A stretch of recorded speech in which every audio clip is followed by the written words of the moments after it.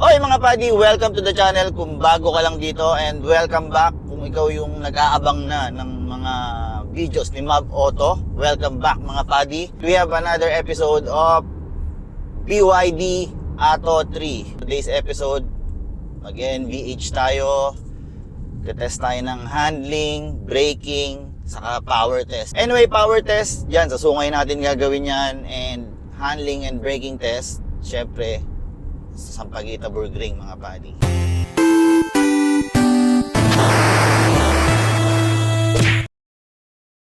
Right now, naka-eco mode lang ako mga buddy para makatipid pa sa battery. 75% na lang kasi ko. But anyway, NVH, noise. Number one, noise. Humming ng gulong, yan, naririnig ko. Pero hindi siya ganun kaingay. Gaya ng mga subcompact na nare-review ko. Tahimik dito at least. So, tahimik. So, yung bus na yan, naririnig ko yung ingay niya. Pero hindi naman ganun kalakas. Hindi na siguro napipick up ng microphone natin yan. Pero kung ikaw ang driver, mga buddy, naririnig mo yan. Pero depende rin sa surface to sigurado. Kasi ngayon na yan, medyo mas tahimik naman dito ngayon. Kumpara dun, kanina. Siguro yung spalto dito medyo naiba.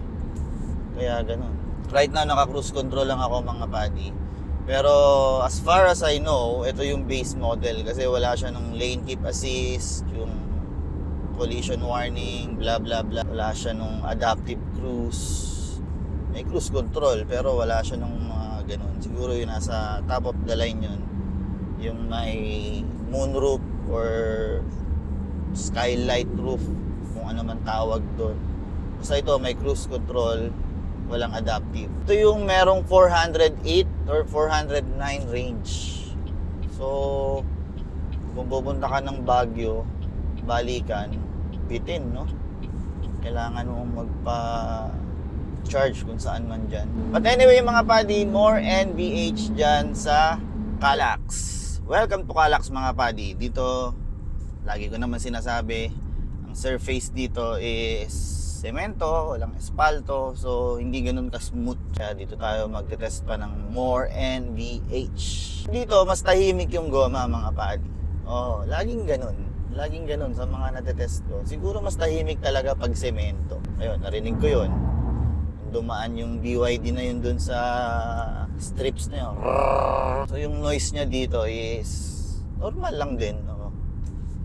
Pero hindi ganun kaingay gaya ng mga Suzuki, yun medyo maingay ang loob nun eh. So ngayon naka-eco mode lang tayo. Vibration, makina, wala naman itong makina.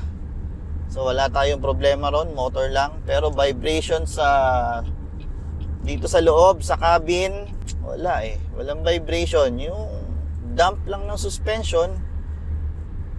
Yan, medyo may ganun talaga siya, medyo may pagka stiff, hindi naman uncomfortable. Komportable pa rin mga buddy.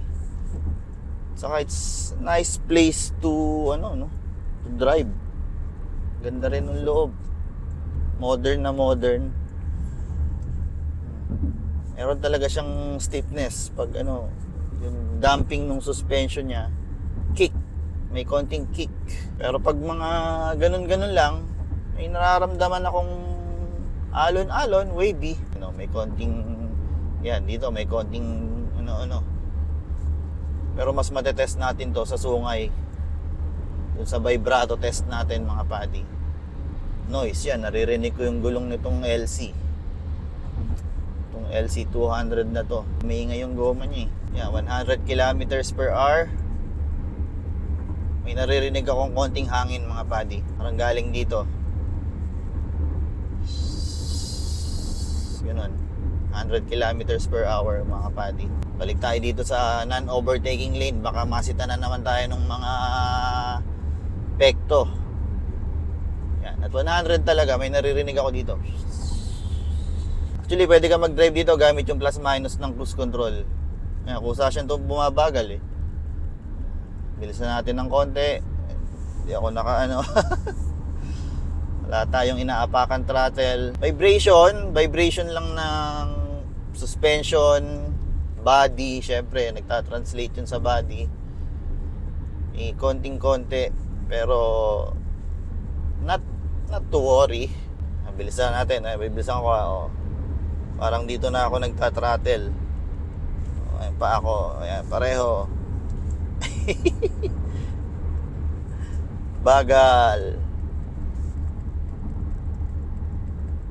Oh, pwede ka na pag-drive gamit tong ano eh. Itong plus minus nung cruise control. Harshness. Hindi siya harsh pero ramdam mo yung kick mga padi nung suspension pag medyo mabilis yung nadaanan mong surface na malalim-lalim, may konting kick. Yung nararamdaman kong harshness. Pero hindi naman para malamog ka dito sa loob mga padi. Napaka-komportable ng upuan. Napakatahimik. Pag mabagal ka, walang makina. But anyway, test naman tayo ng handling and braking test dyan sa Sampaguita Burgring. Welcome to Sampaguita Burgring mga padi. Kung tawagin ko to ay Sampaguita Burgring. Dito ako nagte-test ng handling and braking test. So right now, after traveling from SLEX, Calax, we have 54% left sa battery and 222 kilometers of range. So naka-eco mode lang tayo right now and regenerative braking natin is on high para mas maka-regenerate siya ng energy, mas makahakot pa siya ng energy. And again, pag nagtetest ako dito mga padi, please, wag na wag nyong gagayahin ang spirited driving. If ganun ang trip nyo sa buhay, do it at your own risk, okay? Eco mode muna tayo. Ako ng aircon, hindi naman kailangan patayin yan dahil wala naman tong makina. But syempre, mas makakatipid ka sa battery pag pinatay mo yan. So this is a heavy car. Dahil may battery to sa ilalim. Alright.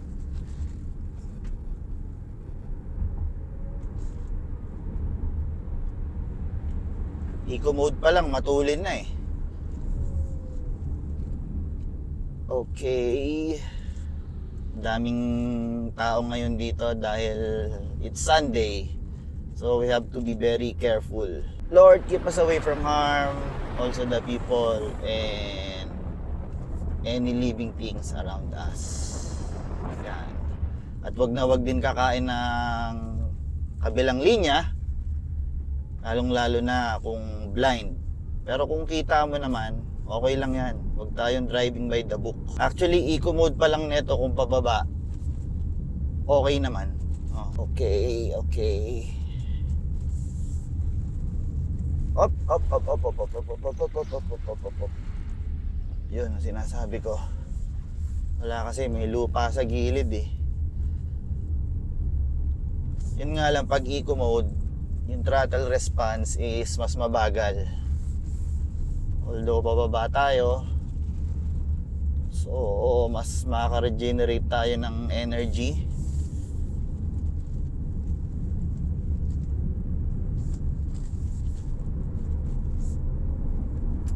Natin ang handling nito. Anong meron to sa braking?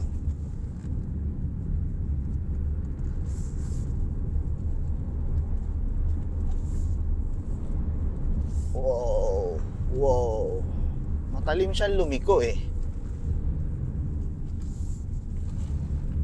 Nice.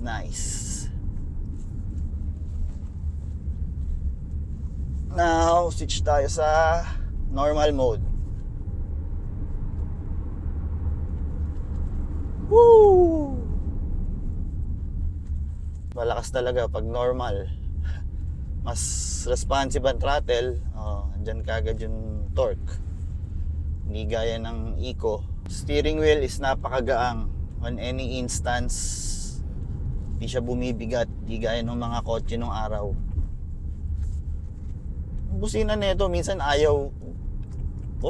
Oh. Kailang pindot na ako bago gumana.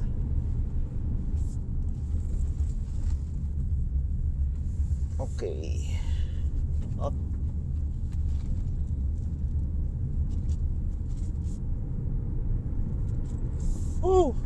Sumila. Pag dumating na yung torque, hila.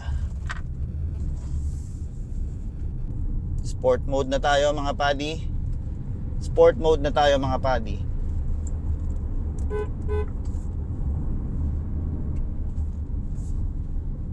Wala, hindi natin na push.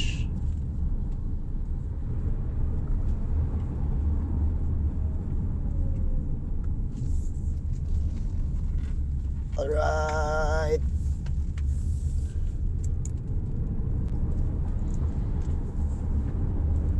Sport mode.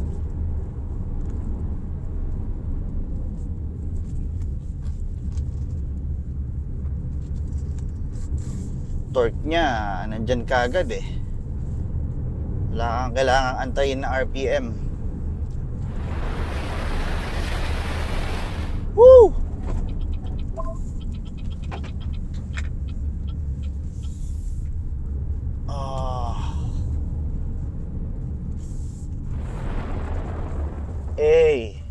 Wala ka sa line. Wala ka sa linya mo, Brad. Ayan, pag hindi lang blind, banat. Op. Medyo nag-understeer doon. Hindi ako tiwala sa goma. Saka mabigat tong auto na to mga padi. Lagay ko na lang dito kung ano weight nito. Kalimutan ko eh. So far hindi ko pa nararamdaman yung bigat niya. Tires are 33 degrees. Merong monitoring dito sa screen.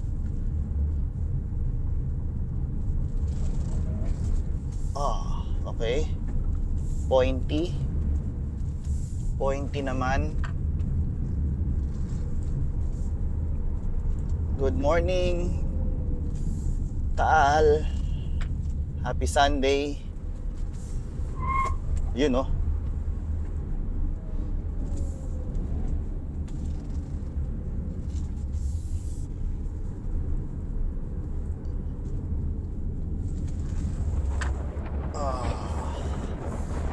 Good morning. Napakaganda ng view mga padi. Welcome to the technical part of Sampaguita Burgring. Yan, malalaman natin ang suspension ano niya dito. Stiffness.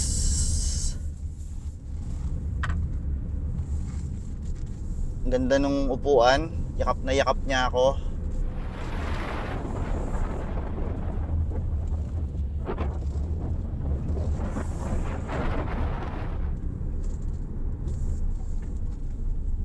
%, on the battery.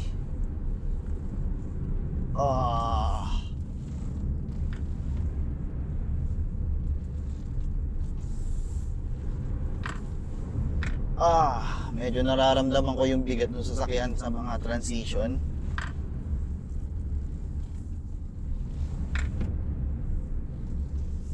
Pero di siya ganun kahiga mga padi. Okay, bikers. Bikers, excuse me. Good morning. Good morning. Hello. Spec. Alright. Apak. Holy sh...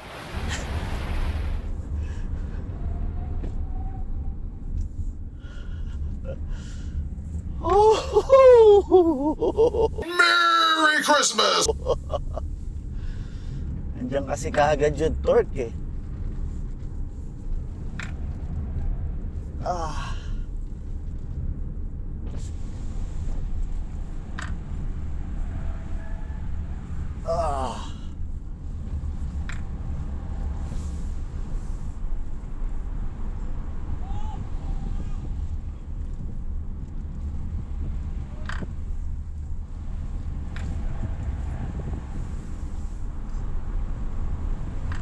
Woo! Understeer.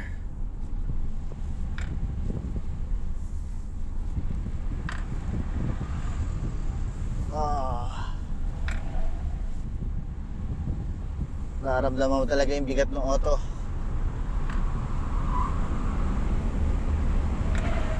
Yun oh. Pointy siya pero yung gulong hindi kinakaya.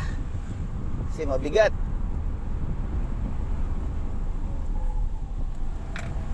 Up, up. Okay. Brakes are still bitey.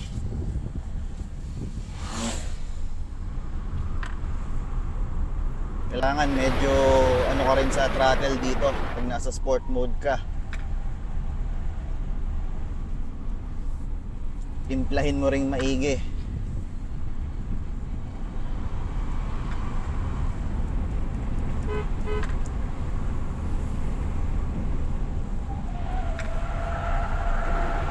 Yeah. Alright.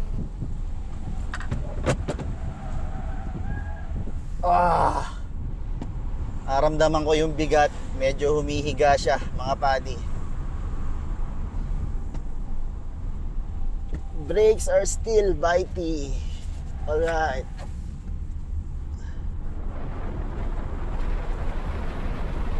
Torque is laging nandyan. Okay.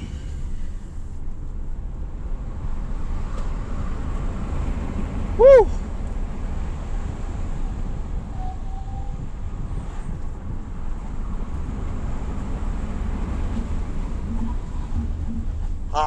Dyan pa rin yung lupa na yan. Oops. Woo! It's not torque.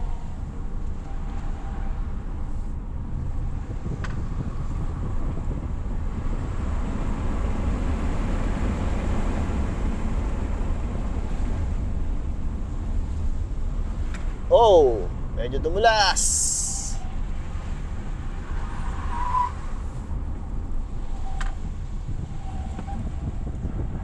Kaya.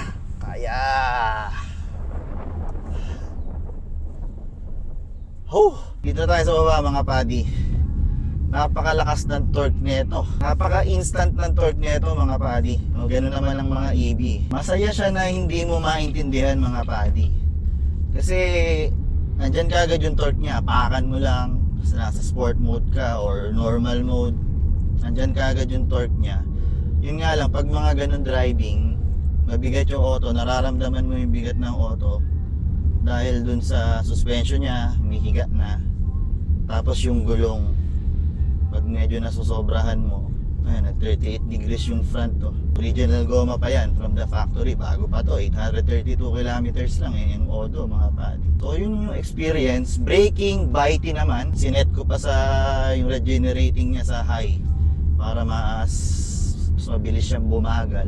Hindi naman nakakatakot as long as hindi mo sosobrahan yung driving mo. Kasi nag-understeer nga siya, mabigat yung unahan.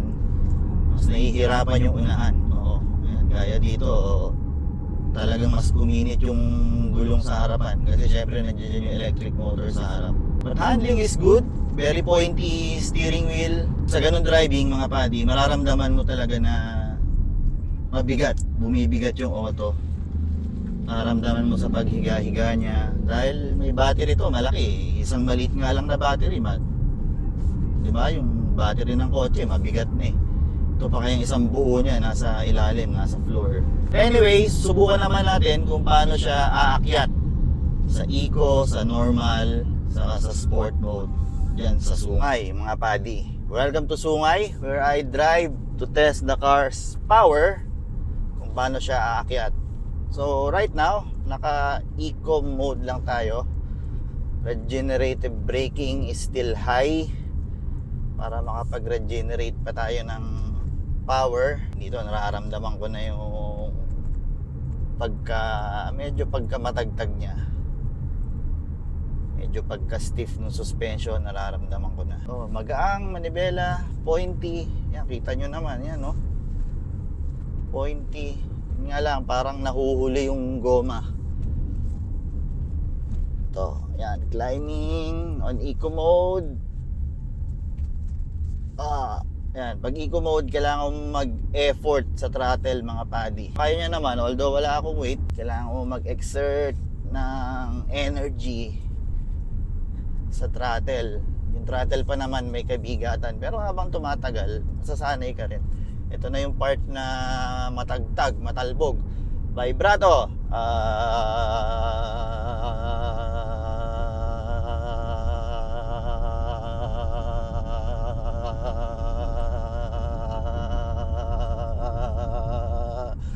Oh, 'di ba? May konting vibrato kumpara dun sa mga ibang nare-review natin. Medyo may pagka-stiff siya talaga, pero okay lang naman, hindi naman siya nakakairitang stiff. Tama lang kasi mabigat din yung auto eh. Kailangan niya 'yon. Sarap lang dito, maganda yung center of gravity kasi nasa ilalim yung battery dito sa gitna. Ayan, eco mode. Exert ka ng effort. Sombrero na ako, baka masilaw yung mga viewer natin dyan sa likod. Normal mode dyan, normal mode. Napakan ko. 47%. Nung bumaba ako, 53 lang eh. From 52. From 54 to 52%. Inaapak-apakan ko pa yon. Pero ngayon nagka-climb tayo, bigla na lang ito, 47% na. Hindi ko na malayan. Normal mode, akyat. Sige, yan. Ito pa, Siko.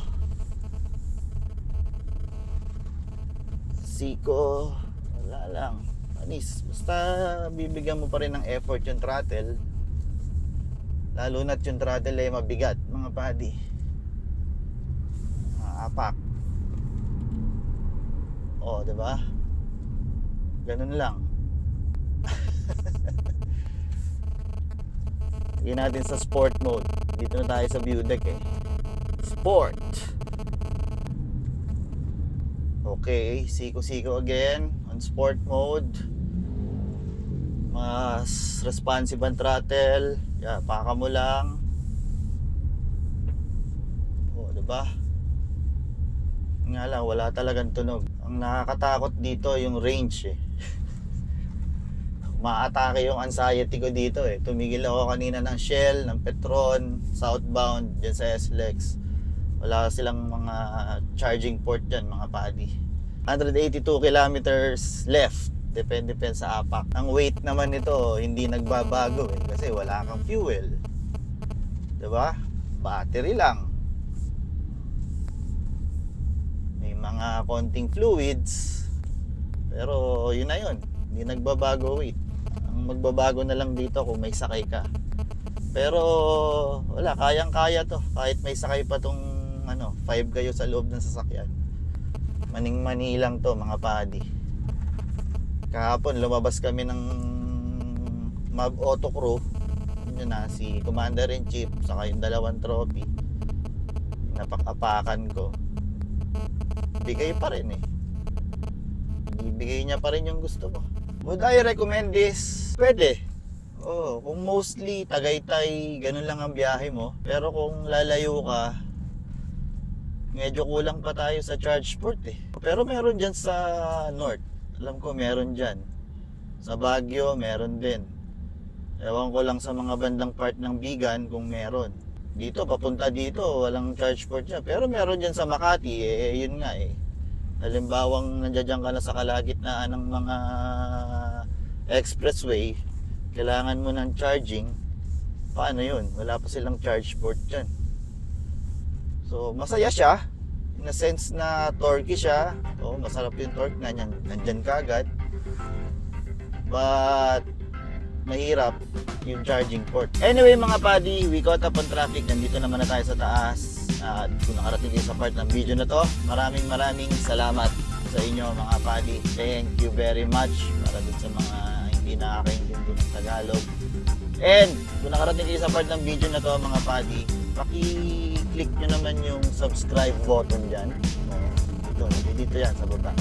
Click nyo naman yan para lagi kayong ina-update ni YouTube pag may mga bagong videos or yung mga videos na hindi nyo pa napapanood, i-recommend sa inyo yan ni YouTube. Subscribe lang kayo, gagawin yan ni YouTube. And kung na-enjoy nyo itong NVH test, driving test, braking test, handling test, vibrato test ng BYD Atto 3, paki-hit na rin yung like button Katabi lang yan ng subscribe button mga padi. That way, papaliwanag ko pa ba dun sa mga ano? Sige, papaliwanag ko. Baka sakaling gumana yung tinatawag na YouTube algorithm.